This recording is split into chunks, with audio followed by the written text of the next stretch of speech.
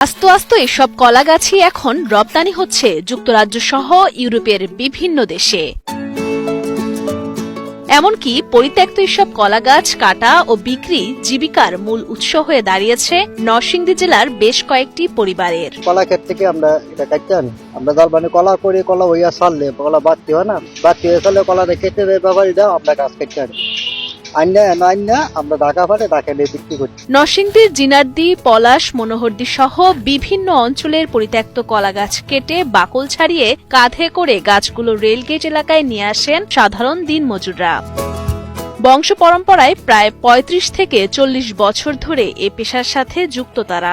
আমি মনে করি এই কলা গাছ কৃষি ফলান এবং তার প্রত্যেকটা জিনিস কাজে লাগে এবং প্রত্যেকটা জিনিস খাইতে খুব সুস্বাদু। বাজারে প্রক্রিয়াজাত করার আগে কলা গাছের বাকল ছাড়িয়ে একদম ভেতরের নরম ও সাদা অংশ বের করে তা কেটে নেওয়া হয় নির্দিষ্ট মাপ অনুযায়ী। পরবর্তীতে বস্তায় ভরে পাঠানো হয় ঢাকার শ্যামবাজার ও কারওয়ান বাজারে।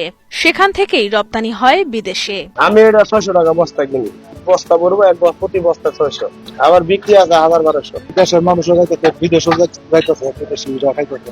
এটা খুব ইন্টারেস্ট, খুব ভালো। এটার যে চোকলাটা কলা গাছ, এই চোকলাটা আমরা আগুন লাগাই আবার করতেছে, মানুষের ভাত রান্না করতেছে, তরকারি রান্না করতেছে।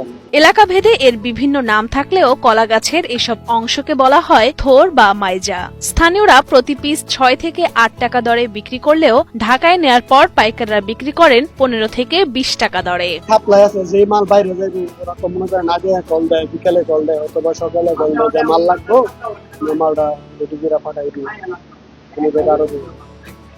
পরিকল্পিতভাবে উৎপাদন ও বাজারজাত করলে বৈদেশিক মুদ্রা অর্জনের বড় সম্ভাবনা রয়েছে বলে মনে করেন স্থানীয়রা। সেই সাথে এসব দিনমজুররাও তাদের ন্যায্য পারিশ্রমিক পাবেন বলে আশা ব্যক্ত করেন তারা। যারা এগুলি করে তাদেরকে মানুষ অবহেলিত মনে করে, অসহায় মনে করে। আমি মনে করি যদি সরকার বা কোনো সংস্থা এতে আগাইয়ে আসে, তাদেরকে সম্পর্কিত করে তোমরা এগুলি কেমনি কি করো, আসো আমাদের সাথে আসো। তারা তো বুঝে না, মূর্খ।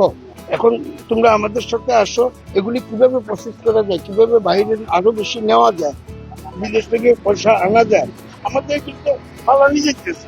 স্থানীয় কৃষি বিভাগের তথ্য মতে চলতি মৌসুমে নরসিংদীর ৬ উপজেলায় কলার চাষ হয়েছে ২,১৬৫ হেক্টর জমিতে।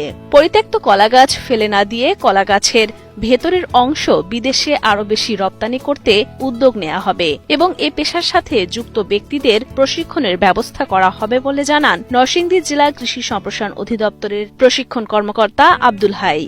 হারভেস্ট করার পরে যে আপনার এই করার গাছগুলো, এগুলি কিন্তু আপনার ডেস্ট্রয় করা কৃষকের জন্য একটা কঠিন বিষয় হচ্ছিল, এবং এখন কিন্তু এটা তার জন্য স্বল্প পরিমাণে হলেও একটা আর্নিং সোর্স হয়ে যাচ্ছে।